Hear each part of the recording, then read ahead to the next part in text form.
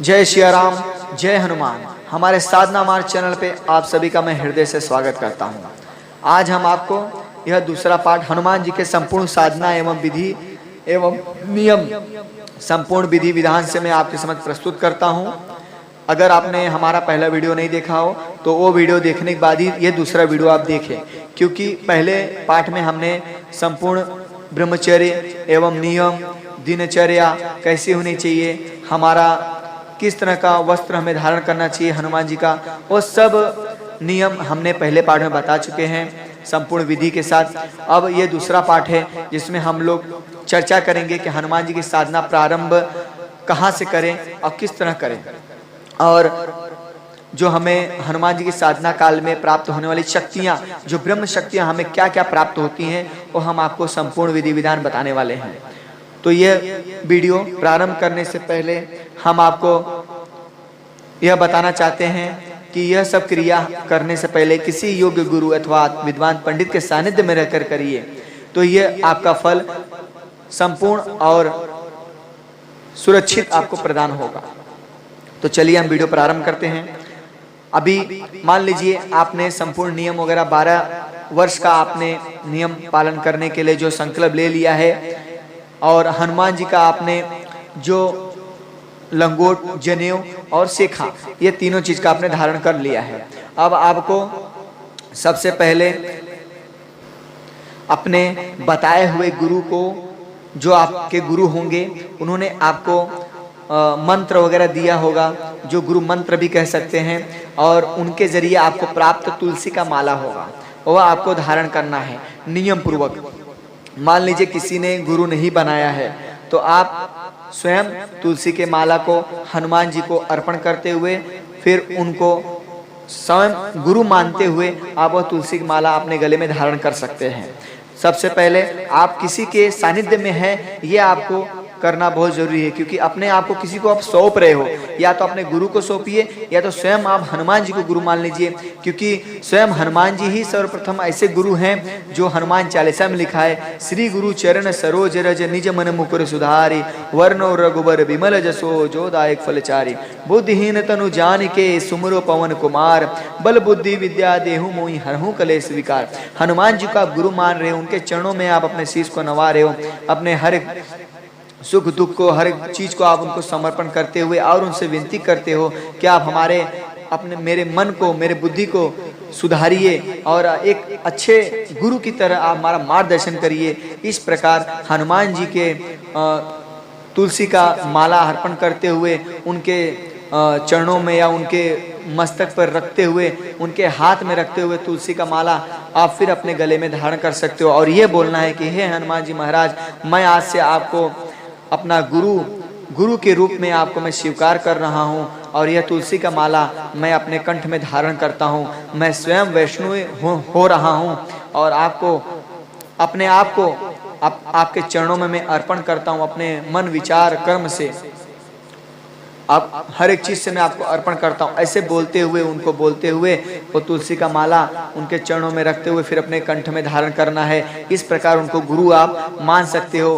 कुछ लोग जल भी हाथ में लेकर संकल्प भी ले सकते हैं, अपना नाम, गोत्र अथवा दिन आप बताए हुए मुहूर्त, नक्षत्र वगैरह बोलते हुए हनुमान जी को गुरु मानते हुए उस माला को हनुमान जी को अर्पण करते फिर अपने गले में धारण कर सकते हो। वो तुलसी का माला होना अनिवार्य है, सिर्फ तुलसी का माला ही आपके कंठ में होना चाहिए।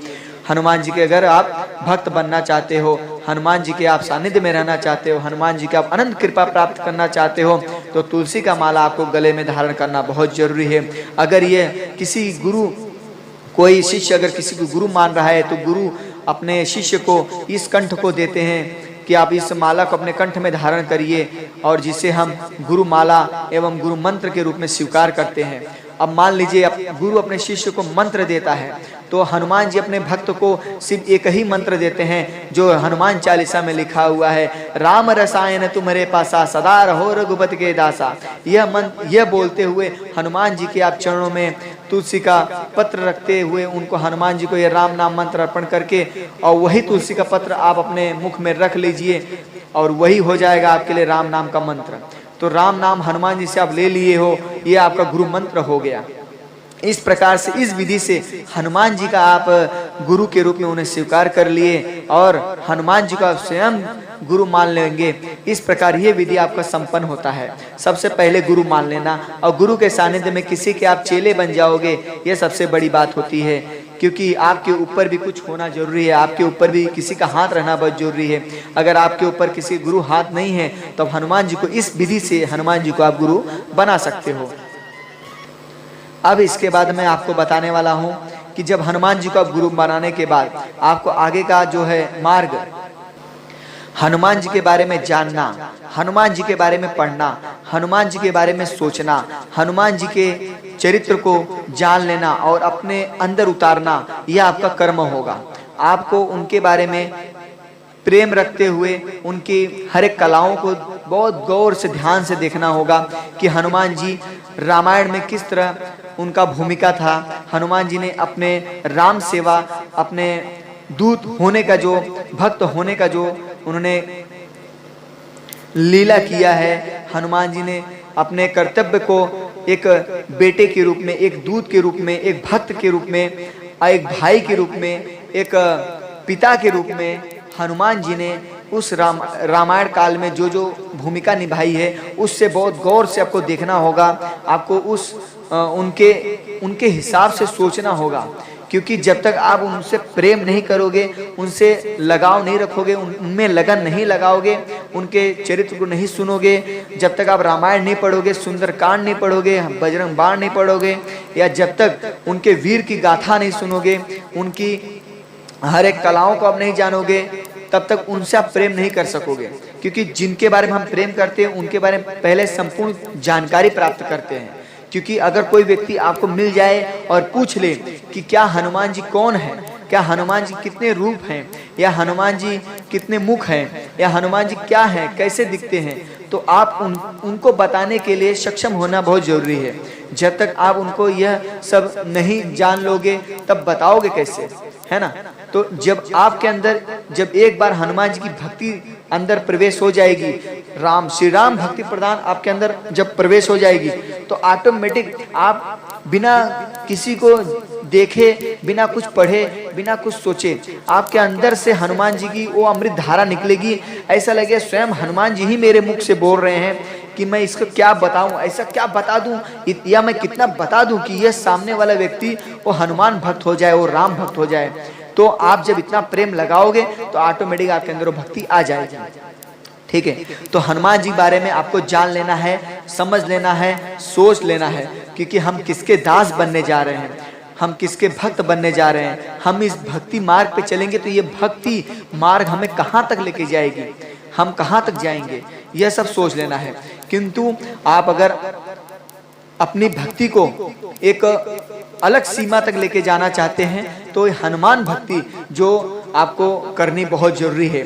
यह भक्ति आपको इतना प्रभु के चरणों से लेकर, उस वैकुंठ से लेकर और अनंत सत्य लोक से लेकर, ब्रह्म लोक से लेकर ना जाने कितने लोगों तक हनुमान भक्ति आपको सफर कराएगा, और ना जाने कितनी अद्भुत शक्तियों से वो मेल भी कराएगा, अनुभव भी कराएगा। आपसे आपके जीवन में रोज चमत्कार होंगे, हर क्षण चमत्कार होंगे, हर दिन चमत्कार होंगे। ऐसी हनुमान शक्ति, हनुमान भक्ति और हनुमान जी का कृपा होती है। ठीक है, तो ये हो गए हनुमान जी का कृपा, है ना। हनुमान जी बारे में जानोगे तो कृपा प्राप्त होगी। अब कुछ और मैं आपको बता देता हूँ कि हनुमान जी की जो जैसे हनुमान जी का सेवा करना चाहते हो आप, तो हनुमान जी के सबसे प्रथम काल में, जैसा हनुमान जी का आप स्वयं अगर मूर्ति बना सकते हो तो हनुमान जी की मूर्ति बना दीजिए। किंतु अगर हो सके तो आप किसी, जहाँ मूर्ति बना हुआ मंदिर हो, है ना, जहाँ मंदिर हो, जहाँ पे हनुमान जी का मूर्ति का प्राण प्रतिष्ठा हुआ हो, प्राण प्रतिष्ठा मतलब ब्राह्मणों के द्वारा यज्ञ, हवन और मंत्रों के द्वारा हनुमान जी की मूर्ति का स्थापना किया गया हुआ, उस मंदिर में आपको जाना है। और उस मंदिर में अगर आप सिंदूर लगा पाओ तो हनुमान जी को सिंदूर अर्पण करना है, उनको चोला के रूप में उनको लगाना होता है। यह सिंदूर लगाने के लिए मैं आपको पूर्ण रूप से बता देता हूँ। चमेली का तेल, सरसों का तेल, शुद्ध घी और वजन वाला सिंदूर जो हनुमान जी को अर्पण होता है वो वाला सिंदूर आपको लेना है, एक एक चम्मच। और जितनी बड़ी मूर्ति उसी हिसाब से आपको सिंदूर लेना है ना। तो चारों चीज आपको मिक्स करना है और हनुमान जी के पैर से लेकर सर तक पूरे बदन में हनुमान जी को पूरे लालमय कर दीजिए। आपको अगर सिंदूर लगाने के बाद मंत्र बोलना हो तो यह मंत्र भी बोल सकते हैं। लाल देह लाली लस्सन अर्ध लाल लंगूर वज्र देह दानो दलन जय जय जय हनुमते नमः हनुमानम सिंदूरम समर्पयामि। इस प्रकार बोल के हनुमान जी को सिंदूर अर्पण कर सकते हो। अगर यह मंत्र बोलने ना जमे तो हनुमान जी को सिर्फ यह बोलते रहिए, श्री राम जय राम जय हनुमान, श्री राम जय राम जय हनुमान। इस प्रकार बोलते हुए भी आप सिंदूर हनुमान जी को अर्पण कर सकते हो। जो व्यक्ति यह सिंदूर लगाने के बाद हनुमान जी के प्रतिमा के ऊपर वह चांदी का जो परत लगा दे या सोने का परत लगा दे, परत यानी पतला पतला होता है जो मिठाई के ऊपर रहते हैं, देखो चांदी का रहता है, सोने का भी रहता है, परत रहता है यानी पतरे जैसे पतला रहेगा, तो वो भी आप लगा सकते हैं हनुमान जी को। और हनुमान जी को अगर आप सिंदूर अर्पण इस प्रकार कर रहे हैं तो हनुमान जी की अनंत कृपा प्राप्त होगी। और जो 12 वर्ष का जो आपने संकल्प लिया है उस 12 वर्ष में आपको प्रतिदिन हनुमान जी का सिंदूर लेपन करते हुए और हनुमान जी की सेवा करना है। हनुमान जी को स्वयं प्रतिदिन नहलाकर उनको ब्रह्म मुहूर्त में आपको उठना है। आपको उठने के बाद हनुमान जी को स्नान कराते हुए उनको सिंदूर लेपन करते हुए उन्हें फिर खड़ाऊं, जनेऊ, लंगोट, मीठा और यह सब अर्पण करना होता है। उनको जितना आप मीठा खिला दो उतना प्रसन्न हो जाएंगे। भगवान तो सिर्फ भावनाओं एवं भक्त के सिर्फ भावनाओं के भूखे होते भगवान। ये सब प्रसाद वगैरह तो उनका एक अर्पण है कि हम भगवान क्या अर्पण कर दें। कोई तो अपना मन अर्पण करता है, कोई तन अर्पण करता है, कोई धन अर्पण करता है, कोई सोना अर्पण करता है, कोई चांदी, कोई लड्डू, कोई मीठा। जिस हिसाब से जिसकी हैसियत होती है उस हिसाब से भगवान को वह अर्पण करता है। तो किंतु मैं आपको बता दूं भगवान सिर्फ आपसे, हनुमान जी आपसे क्या चाहते हैं मैं आपको बता सकता हूं। हनुमान जी सिर्फ आपसे यह चाहते हैं कि मेरा भक्त श्री राम नाम जपे, श्री राम राम राम करे, वही वो चाहते हैं। वो तो ये भी नहीं कहते कि हमें आप हमारा सेवा करो। आप जो उनको सिंदूर अर्पण करते हो हनुमान जी को, यह हनुमान जी की सेवा नहीं है, भगवान श्री राम जी की सेवा है। क्योंकि यह सेवा स्वयं हनुमान जी ने अपने बदन पर सिंदूर लगा के भगवान श्री राम की सेवा की थी, क्योंकि उनकी आयु बढ़ाना था। यह एक उनकी लीला अलग से है। तो यह जब आप सिंदूर हनुमान जी को अर्पण करते हो तो हनुमान जी की सेवा नहीं, भगवान श्री राम की सेवा है। इनसे भगवान श्री राम प्रसन्न होते हैं और माँ जानकी प्रसन्न होती है। और जब माँ जानकी प्रसन्न होती है तो आपको अमर, अजर, प्रबल, अनंत शक्तियों का दाता बना देगी माँ जानकी। और भगवान श्री राम आपके लिए बैकुंठ द्वार खोल देंगे और हनुमान जी महाराज आपको अपने कंधे पे बैठाकर उस भगवान श्री राम के चरणों में लेके जाके रख देंगे और बोलेंगे ये रहे आपके प्रभु श्री राम। इस प्रकार हनुमान जी अनंत भक्ति वाले, अनंत दयालु महाराज, जिन्हें हम अनंत भावनाओं से हम व्यक्त कर सकते हैं। जिसकी जैसी भावना उनको जैसे वो पाले, जैसे जान ले। अब यह आपको सिंदूर अर्पण, उनको भोग प्रसाद अर्पण हो गया। आप यह 2 प्रकार से 2 समय कर सकते हैं। एक आपको ब्रह्म मुहूर्त में करना होता है, हनुमान जी को सिंदूर चोला वगैरह अर्पण करना, और आप उसके बाद आपको फिर शाम के समय हनुमान जी का आप सेवा इसी प्रकार कर सकते हैं। सूर्य अस्त्र होने के पहले जो संध्या वंदन किया जाता है, ठीक है, आप इस प्रकार से भी आप कर सकते हैं। और इसमें सबसे पहली बात यह जान लीजिए कि जो व्यक्ति 12 वर्ष का संकल्प ले लिया है तो उसे ब्रह्म मुहूर्त में उठना ही है। ब्रह्म मुहूर्त में उठने के बाद हनुमान जी का इसी प्रकार पूजा एवं ध्यान करना है। अब मान लीजिए हनुमान जी का आपने पूजा अर्चना करने के बाद ही आपको योग करना होगा, ध्यान करना होगा।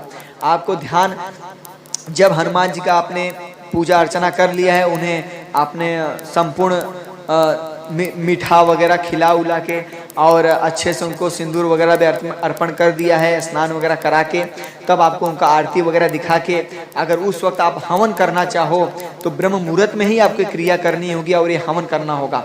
आपको सबसे पहले आपको बता दूं कि हवन हनुमान जी को अगर आपको करना है, हनुमान जी के नाम से, भगवान श्री राम जी के नाम से, तो आप 3 चीज का हवन कर सकते हो। पहला होता है खीर का हवन, जो आप खीर बनाओ, मीठी भात जिसे कहते हैं। खीर मतलब दूध का, गाय का दूध का, घी का, दूध का होना चाहिए। और बासमती चावल हो या किसी भी चावल, अक्खे चावल का बनाओ, उसके अंदर पंचमेवा यानी काजू बादाम पिस्ता डालते हुए थोड़ा सा मध उसमें डाल दीजिए और तुलसी का पत्र डालते हुए इस प्रकार आपको गंगा जल मिलाते हुए खीर का निर्माण करना हो। खीर से आपको हवन करना होगा। खीर बनाने के लिए इस प्रकार से विधि हो गया आपका। अब ये जब खीर आप बना देंगे, खीर से आपको पहला जब हवन करना होगा तो सबसे पहले ओम श्री गणेशाय नमः स्वाहा इस बार आपको करके 11 बार या 12 बार या 14 बार आहुति दे सकते हैं। और उसके बाद आपको अपने कुल देवी देवता हो उनके नाम से आहुति देने के बाद अग्निदेवाय नमः करते हुए स्वाहा कर देना है। और 10 दिशाओं को साक्षी मानते हुए हनुमान जी को आह्वान करते हुए भगवान श्री राम के नाम से आपको आहुति देना होगा। श्री सीता रामाय नमः स्वाहा, श्री सीता रामाय नमः स्वाहा। ये 21 बार आप डालिए, 11 बार डालिए या आप 51 बार डालिए, 108 बार डालिए। श्री सीता रामाय नमः स्वाहा, श्री सीता रामाय नमः स्वाहा। और उसके बाद अब हनुमान जी के नाम से आप इस प्रकार मंत्र बोल के डाल सकते हैं। मनोजवम मारुततुल्य वेगम जितेन्द्रियम बुद्धिमता वरिष्ठम वातात्मजम वानरद्मुख्यम श्री रामदूतम शरणम प्रपद्ये। इस प्रकार हनुमान जी का आह्वान करते हुए इस प्रकार से आप 21 बार या 11 बार आहुति डाल सकते हैं। अगर यह मंत्र आपको ना जमे तो आपको सिंपल और साधारण मंत्र बता देता हूँ। मंत्र इस प्रकार है, हन हनुमते रुद्रात्मकाय हुम फट, हन हनुमते रुद्रात्मकाय हुम फट। इस प्रकार आप मंत्र से आहुति डाल सकते हैं। और इससे भी अगर छोटा मंत्र का बता दूं तो हनुमान जी का इस प्रकार आप मंत्र बोल सकते हैं। हन हनुमताय नमः स्वाहा, हन हनुमताय नमः स्वाहा, हन हनुमताय नमः स्वाहा, हन हनुमताय नमः स्वाहा। इस प्रकार से हनुमान जी का आप आहुति 108 बार इस प्रकार से डाल सकते हैं। अब ये हो गया खीर के हवन, मंत्र वही रहेगा। अब दूसरा आपको घी से, सिर्फ और सिर्फ घी से हवन आप कर सकते हो हनुमान जी के नाम से। इसी प्रकार मंत्र यही विधि और इसी प्रकार से आपको डालना है। अब तीसरा में हनुमान जी का अनंत कृपा प्राप्त करने के लिए मैं आपको बताता हूँ, मद से हवन करना होता है हनुमान जी को। अगर आप मद से हवन कर रहे हो, इसी मंत्र से, इसी क्रिया से आप हनुमान जी का यह 3 प्रकार से आप हवन कर रहे हो तो आप हनुमान जी की अनंत कृपा, श्री राम मैया सीता की अनंत कृपा प्राप्त करोगे और अनंत शक्तियों के आप इसका सानिध्य प्राप्त होगा। अब ये हो गया हनुमान जी का हवन। और हवन होने के बाद अब उसी हवन कुंड के समक्ष बैठते हुए आपको ध्यान लगाना है। अपने सांस को अपने पेट में नाभि की तरफ रोकते हुए जितना समय रोक सकते हो, रोकने के बाद आपको धीरे धीरे अपने मस्तिष्क की तरफ लेके जाना है सांस को। और यह जब आप अंदर सांस लेंगे तो श्री सीताराम या तो श्री राम करते हुए आपको लेना है और छोड़ना है सांस को। इसी प्रकार लेते समय जितना समय लगे उतना ही समय आपको छोड़ते समय लेना चाहिए, सांस को छोड़ते समय लगाना चाहिए। इस प्रकार आपको सिर्फ अपने सांसों पे ध्यान देना है और धीरे धीरे आप देखेंगे कि आप एक अलग ध्यान निद्रा में आप जाते रहेंगे ना। फिर कुछ समय के बाद आपको अपने श्वास पे ध्यान नहीं रहेगा, आपको श्वास चल रही है कि नहीं चल रही है उस पे ध्यान नहीं रहेगा। आप एक अनंत मस्ती में, अनंत ध्यान में आप लीन हो जाओगे और सिर्फ आपको श्री राम के चरण दिखेंगे, आपको भगवान श्री राम के बाण, धनुष एवं उनके हाथ के आशीर्वाद मुद्रा में वो दिखेंगे। या तो आपको स्वयं हनुमान जी दिखे, आपके इंद्रिय, आपके जितने भी चक्र हैं वह सब धीरे धीरे जागरूक हो जाएंगे। इसे जागरूक करने के लिए कोई क्रिया वगैरह करने की आवश्यकता नहीं है। भगवान श्री राम हनुमान जी की अनंत शक्ति कृपा प्राप्त हो जाए तो ऑटोमेटिक सब वो स्वयं उनका हाथ जब आपके सर पे पड़ जाएगा तो ऑटोमेटिक हर एक इंद्रियां जागरूक हो जाएंगी। और इससे ही आपके अंदर हर एक शक्तियां जागरूक होने के बाद जब यह ब्रह्म आपके अंदर, जब ब्रह्म जागरूक हो जाएंगे, आपका स्वयं सूक्ष्म जीव जागरूक हो जाएगा जिसे हम ब्रह्म बोलते हैं, वह जब जागरूक हो जाएगा तो अनंत शक्तियों से आप मुलाकात कराएगा। वह स्वयं आपको दिखाने लगेगा, वो आप स्वयं देखने लगोगे। आप जब सोएंगे तो आप ऐसा लगेगा आप सो नहीं, जाग रहे हो। आपकी निद्रा कब खुलेगी और कब बंद हो जाएगी, आपके शरीर में थोड़ा भी हलचल भी नहीं होगी और ऐसा लगे मैं अभी सोया और अभी उड़ गया। आपके लिए 12 घंटा कब बीत गया पता नहीं चलेगा। आप जब ध्यान बैठे रहोगे तो आपके लिए 1 घंटा कब हो गया और 2 घंटा कब बीत जाएंगे या 3 घंटा कब बीत जाएंगे आपको नहीं पता चलेगा। इस प्रकार आपकी जब आपके अंदर हनुमान जी की कृपा, शक्ति और भक्ति जागृत हो जाएगी और आपके अंदर जब ब्रह्म ऊर्जा जागृत होने के बाद जब आपका सूक्ष्म जीव जागृत हो जाएगा और वह ब्रह्म ऊर्जा आपके अंदर ऐसी शक्ति का मेल कराएगा, ऐसी शक्ति का अनुभूति कराएगा जो आपके अंदर सब हर एक चीज को ज्ञात होना चालू हो जाएगा। और आप देखेंगे कि कुछ समय के बाद, कुछ सालों में ही हनुमान जी की ऐसी कृपा आपके अंदर प्राप्त हो गई रहेगी कि आप स्वयं बड़े बड़े विद्वान को फेल कर देंगे। आपके सामने कोई शास्त्रार्थ भी नहीं कर पाएगा, क्योंकि आपके अंदर से एक ऐसी अमृत धारा निकलने लगेगी, ऐसी बात निकलने लगेगी, ऐसी सोच निकलने लगेगी जो सबसे हट के, सबसे अलग होगा, जो सिर्फ और सिर्फ वही समझ सकता है जो इस मार्ग पे चलता हो या जो भक्ति मार्ग पे हो, जो परमात्मा से जुड़ा हो, वही आपकी भावनाओं को और ये सब चीज को समझ सकता है। जैसे भगवान श्री कृष्ण ने गीता बोला हुआ है, उन्होंने क्या पढ़ के थोड़ी बोला था या उन्होंने कहीं देख के थोड़ी बोला था, किसी सुन के थोड़ी बोला था, वो तो स्वयं परमात्मा, उनके अंदर स्वयं वो गीता यानी गीत के रूप में उन्होंने यह सब अनेक अमृत वाणियां जो उन्होंने कहा हुआ है वो तब अंदर से ही तो निकलता है। उसी प्रकार ये हनुमान जी की भक्ति, यह हनुमान जी की ज्ञान, इसी क्रिया करते करते आपके अंदर ऐसी धारा बहेगी कि आप स्वयं, आपका स्वयं का धाम लगने लगेगा और स्वयं आप बैठ के सबको प्रवचन देने लगेंगे। ऐसी आपकी स्थिति परिस्थिति हो जाएगी, यह मेरा मानना है। लेकिन मैं तो कहूँगा यह सब मोह माया में ना पड़ते हुए आपका 12 साल 12 वर्ष को बिताने के लक्ष्य पे ध्यान देना है और आपको अनेक शक्तियों का अनुभूति करना है, अनेक कृपाओं का, जो अनेक शक्तियाँ आपके ऊपर कृपा करेंगी उस पर आपको ध्यान देना है। उस मार्ग पे चलने के लिए आपको तैयार होना है, क्योंकि जब आप हनुमान जी की साधना करते हो, हनुमान जी की पूजा करते हो, हनुमान जी के मार्ग पे चलते हो, तो आपको रास्ते में, आपके रास्ते में ना जाने कितनी शक्तियों का आपका मुलाकात होगा, ना जाने कितने देवी देवता का आपसे मुलाकात होंगे। तो उसमें ही आपको बच के नहीं रहना है, आपको उसमें ही बच नहीं जाना है, उसमें ही नहीं फंसे रहना है, आपको आगे निकलना है और भी अनुभूति करना है और भी आगे बढ़ना है।